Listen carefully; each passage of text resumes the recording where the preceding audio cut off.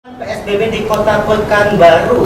Nah, teman-teman semua, sebagaimana kita ketahui, untuk hari ini saja informasinya untuk Kota Pekanbaru sendiri, kita sudah ODP ada 3.473 orang, PDP 101 orang, dan positif COVID ada 11 orang. Di mana dari PDP itu ada 6 orang meninggal dunia, dan 11 dari positif COVID ada 2 orang meninggal dunia. Nah, untuk itu teman-teman semua, pagi hari ini jadi langsung saja mendatangkan jemputan kami. Tentunya ada Bapak Wakil Kota Pekanbaru Hadi Firdaus STMT. Assalamualaikum Pak Firdaus, Pak Wali. Sehat Pak ya, semangat Pak ya. Kemudian juga kami hadirkan Dandim 0301 Pekanbaru. Di sini Bapak Kolonel Infantri Edi Budiman FIP MSI. Assalamualaikum Pak. Dan juga Kapolres Pekanbaru Kombes Polisi Nandang Mukmin Wijaya. Semangat Pak Nandang ya. Oke. Baik teman-teman semua, berbicara masalah PSBB, pembatasan sosial berskala besar, ini memang sudah instruksi Presiden Republik Indonesia Bapak Joko Widodo, itu sesuai dengan PP nomor 21 tahun 2020. Nah, saya langsung saja ke Pak Wali Kota. Pak Wali, sebetulnya masyarakat di luar sana banyak yang bertanya, sebetulnya PSBB itu apa dan samakan dengan lockdown? Karena ada pertanyaan-pertanyaan itu dalam masyarakat, Pak Wali. Mungkin boleh sedikit dijelaskan Pak, PSBB, pembatasan sosial berskala besar. Baik, benar Pak Josi. Istilahnya masyarakat yang kurang tepat ya mengartikan PSBB. PSBB diartikan pengaturan masyarakat 1 kali 24 jam. Sebenarnya bukan begitu. Menurut PP 21 tahun 2020 tentang PSBB itu adalah pengaturan sosial berskala besar. Ini mulai dari pertama bagaimana cara kita bekerja di rumah, belajar di rumah, beribadah di rumah. Itu adalah PSBB. Ya, artinya bagi aktivitas belajar Pekanbaru sesungguhnya dan juga banyak kota sekitarnya dalam melaksanakan PSBB itu sendiri. Misalkan tadi belajar di rumah, kita sudah melakukan proses belajar mengajar dialihkan dari sekolah ke rumah. Sekarang lagi ditambah dengan kerjasama dengan RRI dan juga TPRI. Kemudian bekerja di rumah bagi pegawai negeri dan juga pegawai swasta dan terutama di Menko. Ini untuk bekerja di rumah sudah diatur dengan surat edaran wali kota. Kita sudah juga melakukan di pendidikan, di pekerjaan di lingkungan pemerintah, dan juga himbauan kepada masyarakat, baik di informal maupun di sektor informal. Kemudian juga beribadah di rumah. Ya, semua agama, jika edarannya mengacu kepada MUI Pusat dan juga MUI Kota Pekanbaru, MUI Provinsi Riau, dan lembaga-lembaga keagamaan, IPMI, MDI, FKUB. Ini semua. Artinya sesungguhnya kita telah melaksanakan PSBB itu sendiri sebelum kita mendapat SBB. Kemudian juga bagaimana kita mengatur untuk pasar-pasar untuk ekonomi bergerak. Pada kesempatan ini juga izinkan saya menyampaikan bahwa saat ini bangsa kita ini sedang krisis kesehatan akibat wabah COVID-19. Nah, krisis kesehatan ini telah membawa dampak kepada krisis ekonomi. Dengan banyaknya aktivitas ekonomi terganggu, sehingga kita mendapatkan informasi banyaknya yang PHK, banyaknya yang dirumahkan, banyaknya sektor informal yang tidak bisa bergerak, ya kan, karena daya beli masyarakat rendah. Ini kita sudah memasukkan fase krisis ekonomi. Kemudian juga kalau krisis ekonomi ini juga berkepanjangan terus, maka akan turunnya kepada krisis sosial.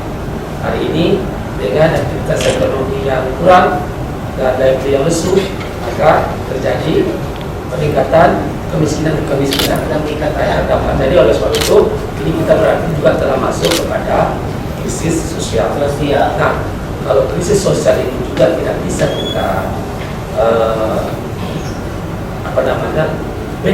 manage dengan baik, maka ini akan bisa membawa kepada krisis keamanan. Nauzubillah min dzalik, jangan sampai terjadi seperti itu. Jadi sekali lagi, PSBB sebenarnya dari rencana aksi yang kita telah rencanakan dan kita usulkan kepada Menteri Kesehatan, 60% dari rencana aksi sesuai dengan PP 21 itu telah kita laksanakan sebelum izin itu keluar. Jadi sudah tidak terapkan di Kota Pekanbaru, Pak ya? Ya, mungkin juga di kota-kota lain. Kota-kota lain juga. Itu adalah bahagian dari rencana aksi dari PSBB itu sendiri. Kemudian DKI misalkan, karena hari ini kan baru 3 yang mendapatkan izin untuk DKI, Jawa Barat, dan Baru. Ya, DKI dia langsung, kalau ibarat kita di dalam menangani pasien dalam kesehatan, kita beri dosis rendah untuk gejala yang baru, ya kan? Kemudian misalkan demam, nah misalnya kasih dulu dosis yang rendah. Kemudian dosis rendah ternyata juga belum sembuh, kita kasih lagi naik dosis. Kemudian dan juga sembuh, pakai dosis paling tinggi, ya kan? Pengaturan masyarakat tadi kita minta mereka untuk bekerja, belajar dan beribadah di rumah. Itu juga ternyata itu juga belum bisa memberikan pemahaman dan juga memutus mata rantai, sehingga pengaturan di tempat kerja, pengaturan di tempat pusat-pusat ekonomi, ya kan? Kemudian juga ini juga belum, ternyata masyarakat kita masih ada yang keluar rumah, betul, untuk hal yang tidak penting, dan bahkan juga masih ada yang piknik keliling kota bersama keluarga di lapangan, ya. Ini artinya pemahaman masyarakat kita bahwa di rumah itu lebih aman, di rumah itu lebih selamat. Jaga, pelihara diri kita, keluarga kita, dan masyarakat sekitar kita agar terhindar dari COVID ini. Sekali lagi, mari kita bersama berjuang, memperjuangkan agar masyarakat kita dan masyarakat kita terhindar dari wabah COVID ini. Pak Wali, saya potong. Untuk penerapan PSBB sendiri kan ada aturannya. Ya. Tentunya daerah mesti mempersiapkan daerahnya, kemudian menyurati Menteri Kesehatan Republik Indonesia, kemudian apabila disetujui baru akan diterapkan. Tapi penerapan ini tentunya persiapan juga harus dilakukan selain daripada pembatasan sosial tadi. Nah mungkin saya juga dapat informasi bahwa alhamdulillah PSBB kita di Kementerian Kesehatan sudah disetujui. Nah ini progres ke depannya bagaimana lagi nih Pak? Mungkin masyarakat ini sangat menunggu-nunggu nih Pak. Jadi konsekuensi dari izin setelah kita tanggal 10 April kemarin mengajukan izin kepada Menteri Kesehatan, alhamdulillah 1 kali 24 jam, artinya tanggal 11 mereka sudah proses. Pada saat yang bersamaan pemerintah Kota Pekanbaru juga bersama dengan pemerintah provinsi ya gugus tugas COVID-19 Kota Pekanbaru beserta di Pemerintah, kemudian juga dengan mengekspos usulan tersebut kepada pemerintah provinsi. Betul, makanya hari Sabtu itu kami dengan pemerintah provinsi melakukan ekspos dan juga membahas secara detail apa saja yang rencana aksi yang kita usulkan. Kemudian juga mengacu kepada PP 21 itu sendiri, maka kita wali kota memaparkan sebagai ketua khusus memaparkan kepada gubernur dan semua Forkopimda dan semua kementerian lembaga yang ada. Dan alhamdulillah ternyata di Kementerian Kesehatan usulan yang kita sampaikan ini juga diproses hari itu, hari tanggal 12 kita sudah menerima surat izin untuk melakukan PSBB di Kota Pekanbaru. Nah, kemudian berkenaan dengan itu, izin sudah didapat, kemudian tentu persiapannya Pak seperti mesti ada perwaktunya lagi, kemudian ada persetujuan gubernur lagi. Setidaknya dengan adanya perwaktu berarti situ detail akan dijabarkan apa-apa saja rule ataupun aturan-aturan yang dilakukan, apa yang boleh, apa yang tidak boleh, apa yang mesti dihentikan. Nah ini dari sejauh mana Pak ini masalah perwaktunya dan juga berapa hari kira-kira selepas keluar izin ini akan diterapkan pembatasan sosial berskala besar ini Pak? Baik, sebelum saya menjawab hal itu, pertama kan ada juga pertanyaan di masyarakat, kenapa Pekanbaru mengajukan izin. Betul. Sementara kan kalau dari angka-angka dibandingkan dengan kota-kota di Jawa, metropolitan di Jawa, angka-angka korbannya mereka lebih banyak. Seperti Jawa Timur, Ya, besar. kenapa kok mereka belum mengajukan, tetapi kok Pekanbaru telah mengajukan? Betul. Ini tentunya cepat tanggap kita. Pertama, pertimbangannya adalah Pekanbaru ini adalah ibu kota provinsi Riau yang berada di jantung Pulau Sumatera. Kita daerah yang sangat terbuka dan kita juga pintu gerbang menuju Indonesia bagian barat menuju Asia. Kemudian ada 5 pintu di darat yang menghubungkan kota Pekanbaru provinsi Riau dengan Sumatera Utara. Ada 2 pintu di Sumatera Barat, ada 2 pintu dengan Jambi, 1 pintu, kemudian melalui laut dengan Malaysia, melalui udara dengan Singapura, Malaysia. Di Malaysia itu ada 2, Malaka dan Kuala Lumpur. Kemudian dengan kota-kota zona merah di Jawa, ada penerbangan langsung ke Bandung, ke Jakarta, ke Jogja, dan juga ke Surabaya. Nah, kemudian dari angka-angka yang kita bacakan tadi, Iya, betul. baik yang positif maupun Filipina, itu sudah mayoritas itu adalah saudara-saudara kita dengan sejarah perjalanannya datang dari Malaysia, datang dari India, datang dari Jakarta, datang dari Bogor, datang dari Sumatera Barat, datang dari Sumatera Utara, ya kan?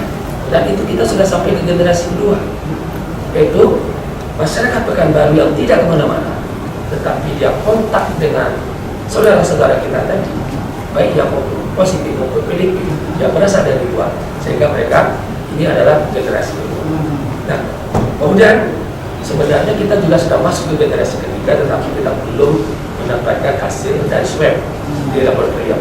Generasi ketiga itu adalah warga kota Pekanbaru tidak kemana-mana, tidak kontak langsung dengan yang datang dari luar, tetapi dia kontak sesama warga kota Baru. Itu juga sudah ada. Nah, maka kenapa kita tadi cepat diberi izin, dan kenapa kita juga mengambil, kenapa kita cepat meminta izin, dan cepat diberi izin. Ibarat kita di dalam mengatasi musibah kebakaran. Begitu ada asap, kita harus kejar ke hulu, mengejar, mengantisipasi untuk memadamkan api di awal. Itu akan lebih sedikit memakan biaya, tenaga, pikiran, dan juga korban. Jadi antisipasi lebih awal, Pak ya. Antisipasi lebih awal. Jangan tunggu dulu kita sudah Berdebat semuanya. banyak semua, baru kita diatasi. di atas. Nah, ini cukup menarik ya, Pak ya. Jadi kita lebih cepat untuk mengambil kebijakan ini demi untuk melindungi rakyat Indonesia yang berada di kota Pekanbaru dan provinsi Riau khususnya, serta tetangga. Dan juga kita tahu bersama tentunya Riau juga sudah termasuk dalam zona merah nih Pak ya, cukup menakutkan. Tapi sebelum ke Pak Wali juga, tadi sebetulnya masih ada yang menunggu-nunggu nih, kapan pemberlakuan itu? Baik. Boleh terakhir Pak ya, sebelum saya ke Bapak Nanda juga. Baik, begitu kita selesai ekspos dengan dua gubernur tadi, kita dapat surat. Iya. Kita hari Senin pagi, karena pada saat itu saya sampaikan kepada Pak Gubernur, ibarat kita di dalam reaction tadi. Nah, setelah kita lakukan yang apa yang sudah kita laksanakan dan kita maksimalkan, ya kan, rencana aksi yang telah kita lakukan, ini kita maksimalkan lagi pelaksanaan di lapangan. Kemudian juga kita tambah reaction, pengaturan jam kegiatan masyarakat kita. Kita tidak mengambil 1 kali 24 jam seperti Jakarta, tapi kita ambil pengaturan di malam hari, mulai dari jam 8 malam sampai jam 5 pagi. Masyarakat total tidak boleh keluar kecuali, ya kan, untuk mencari keperluan yang penting, yang sangat penting, mencari obat ataupun mencari barang makanan. Bagaimana Pak dengan UMKM yang di sektor pangan? Apakah mereka langsung tutup warungnya pada jam 8? Tidak. Bagi pedagang makanan dan juga usaha boleh beroperasi lebih dari jam 8 itu, tetapi tidak dibenarkan melayani di tempat, ya kan? Yang boleh mereka layani adalah take away, ya kan, pesan bawa pulang. Nah, dan juga bisa melayani dengan pesanan online. Nah, jadi artinya bagi masyarakat yang tidak berkepentingan, tidak ada lagi yang jalan-jalan malam, jalan-jalan sore, ya kan, membawa keluarga atau kumpul-kumpul dengan teman-teman, apalagi di tempat hiburan. Ini sama sekali tidak ada lagi, ya kan, sampai jam 5 pagi. Nah, namun di siang hari, apa yang telah kita lakukan, yang telah kita laksanakan, seperti misalkan di pasar-pasar tradisional, ya kan, ini kita minta kepada pengelola pasar tradisional, baik yang pasar yang di bawah binaan pemerintah, milik pemerintah, ataupun juga pasar-pasar swasta, untuk meningkatkan aktivitasnya. Kemudian di dalam pelaksanaan, mestilah menggunakan protokol kesehatan COVID, ya kan, tetap pakai masker untuk pengunjung yang keluar, kemudian juga nanti cuci tangan dan juga sterilisasi sesuai protokol yang ada Pak ya. Kemudian Perwako untuk mengatur itu semua nanti akan diberikan Perwako. Alhamdulillah Perwakonya sudah selesai kemarin, karena dari video konferensi dengan Bupati Wali Kota Seriau bersama Gubernur, artinya Gubernur menyampaikan bahwa Pekanbaru telah mendapatkan izin, maka oleh sebab itu kita harus semua dukung. Terutama Pekanbaru tidak bisa diri sendiri.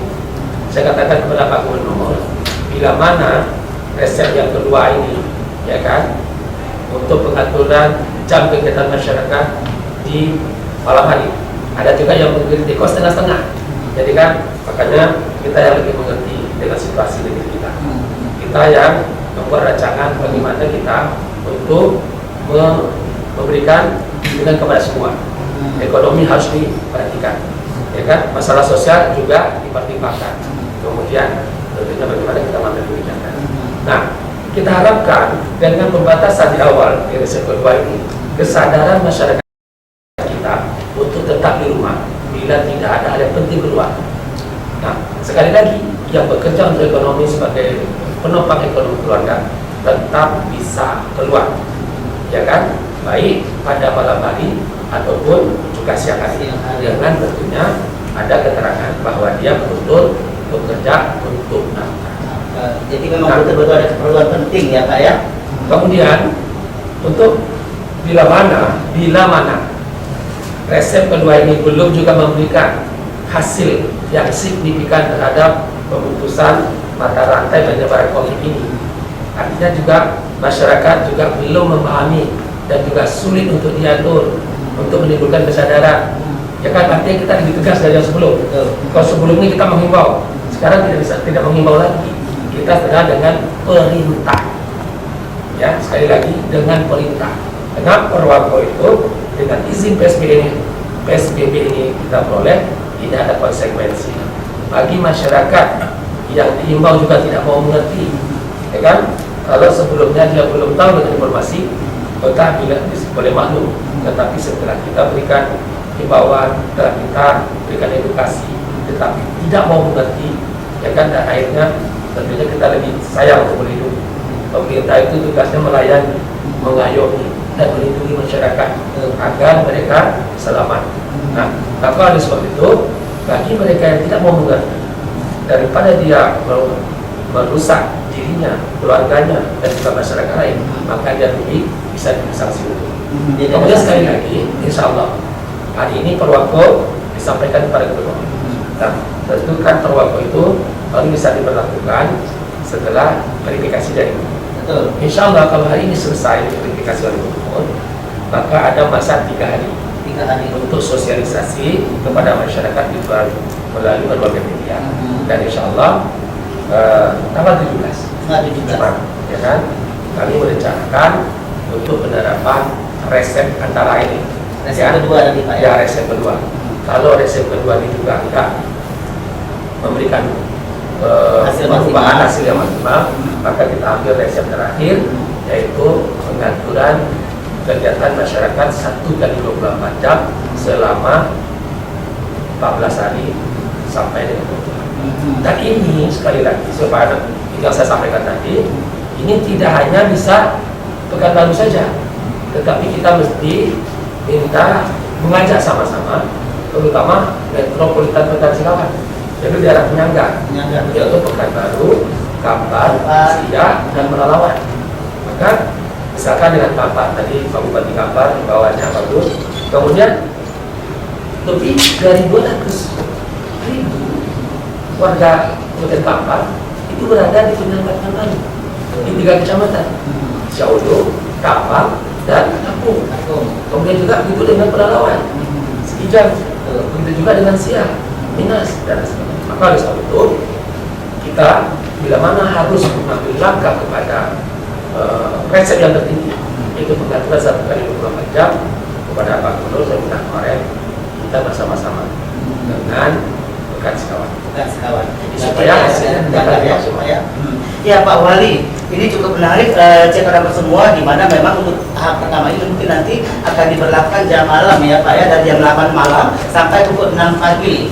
Dan siang sebagaimana biasa kita sudah melakukan protokol yang sudah diarahkan pemerintah juga selama ini. Ya, kita masih balik lagi di Detak Melayu Cek Tuan semua, di mana kita masih sampai di segmen ketiga masih membahas persiapan penerapan PSBB di Kota Pekanbaru. Tadi buat kami bincang-bincang kami cukup menarik. Tadi ada Bapak Nandang juga Kapolres kita, ada Bapak Dandim juga, dan juga ada Bapak Wali Kota juga. Nah, Pak Wali tadi kan sudah kita paparkan bahwa dulu resep pertama kita PSBB itu adalah penerapan jam malam dari pukul 8 hingga pukul 5 pagi. Nah, kemudian seandainya resep kedua ini tidak juga ampuh, tentu kita akan ada penambahan lagi. Ini berapa hari untuk pemberlakuan ini Pak? Apakah 15 plus tambah 15 atau bagaimana Pak Wali? Baik, sekali lagi PSBB kebijakan oleh pemerintah untuk mengatasi penyebaran dan memutus mata rantai penyebaran COVID. Tentunya harapan kita wabah yang melanda dunia ini dan juga negara kita, pemerintah mengambil kebijakan berupaya semaksimal mungkin agar masyarakat kita yang terdekat, masyarakat kita yang terpapar korban seminimal mungkin.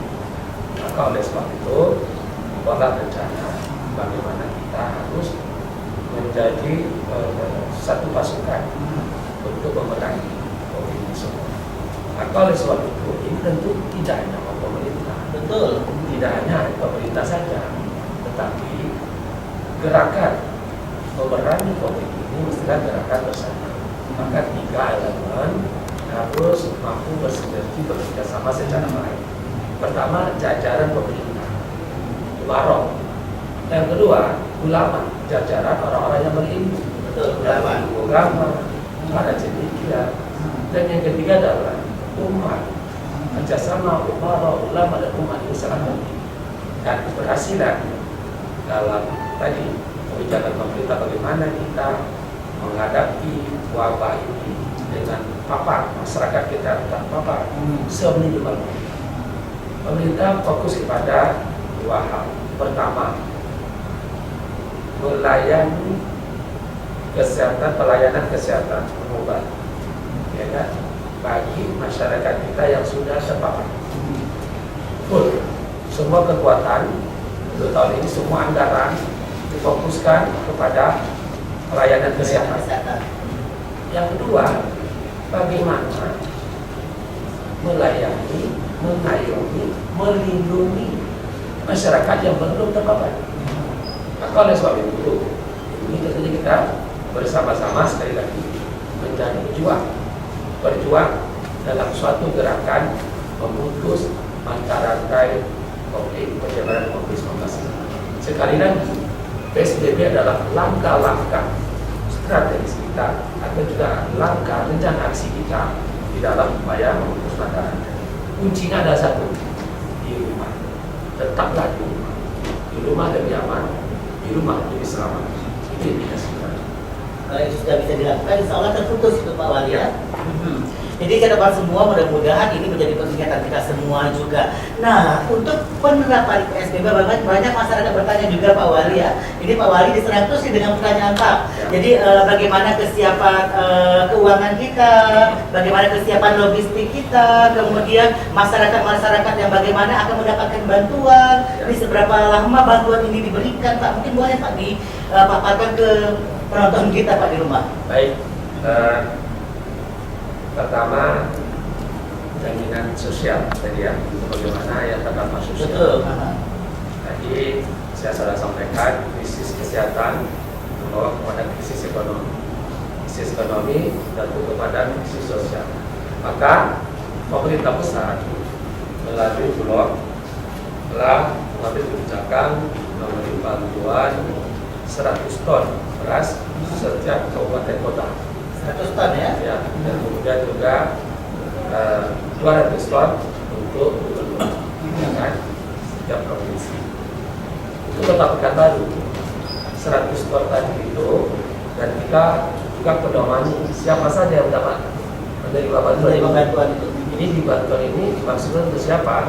Nah, Kementerian Sosial, Menteri Sosial telah mengeluarkan surat petunjuk, ya, surat dari Menteri Sosial bahwa bantuan ini diutamakan kepada masyarakat kita yang terpapar.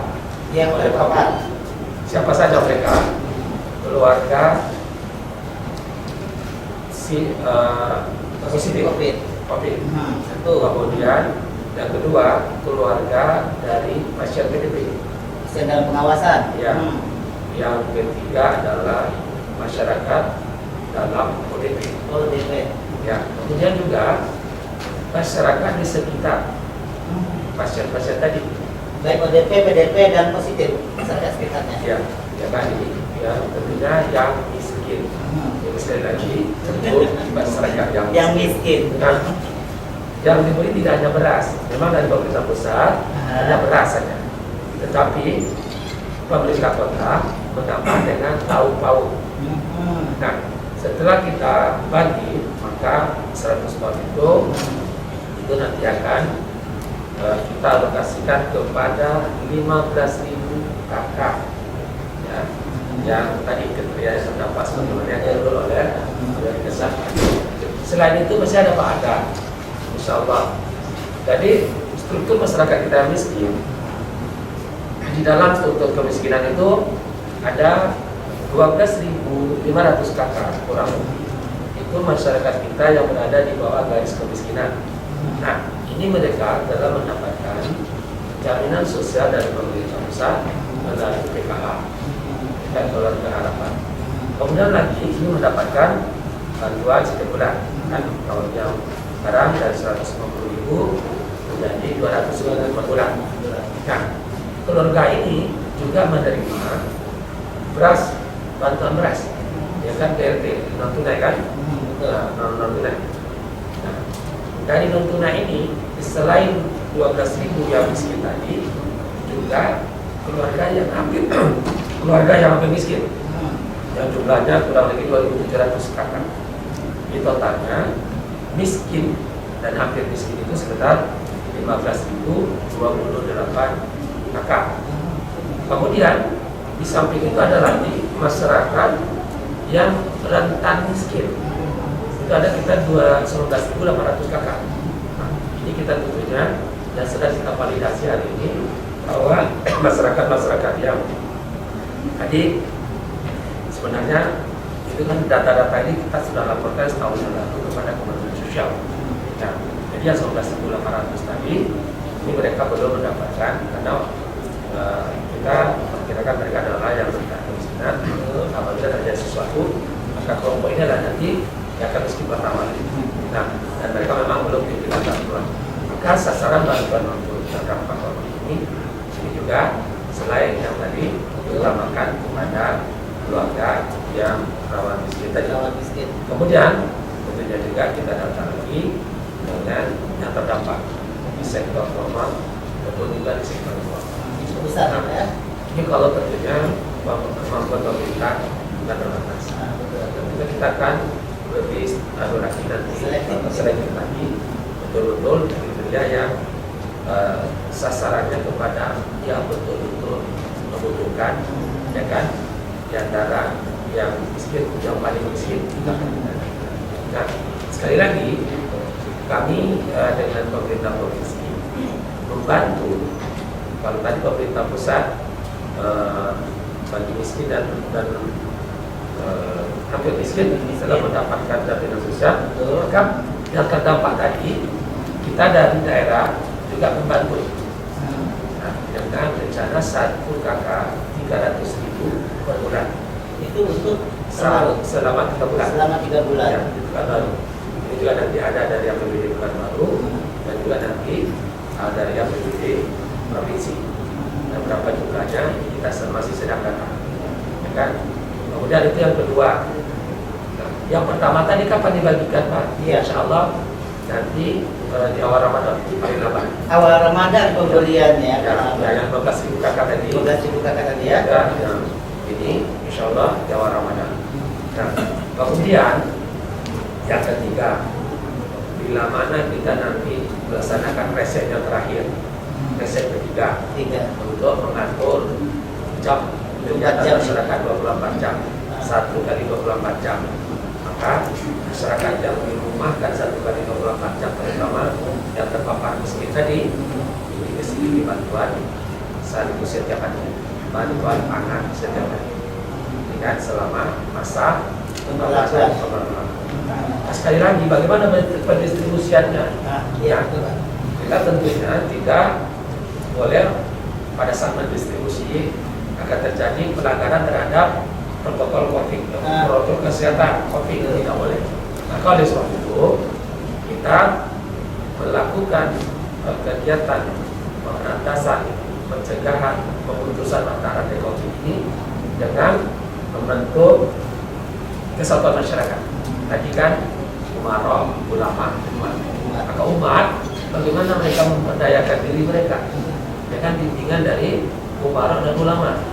Maka kita telah mempersiapkan kekuatan sosial yang telah dibuat struktur di lingkungan masyarakat kita. Kita ada berbasiskan keluarga, ada program pemberdayaan masyarakat berbasiskan keluarga, ada program pemberdayaan melalui rumah ibadah, masjid paripurna.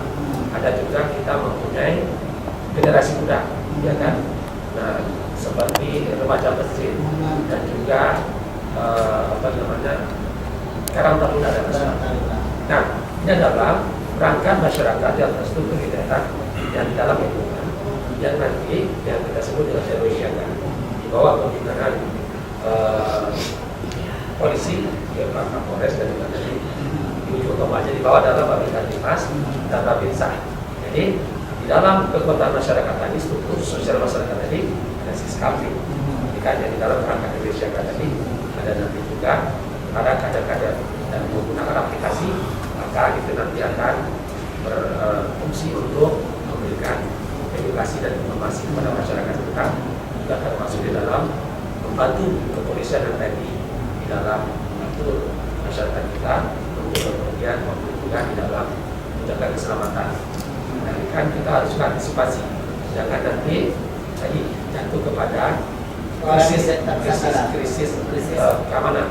Jadi kekuatan lingkungan itu juga menjadi suatu pola oleh kita dalam menghadapi dan juga dalam melaksanakan diskusi.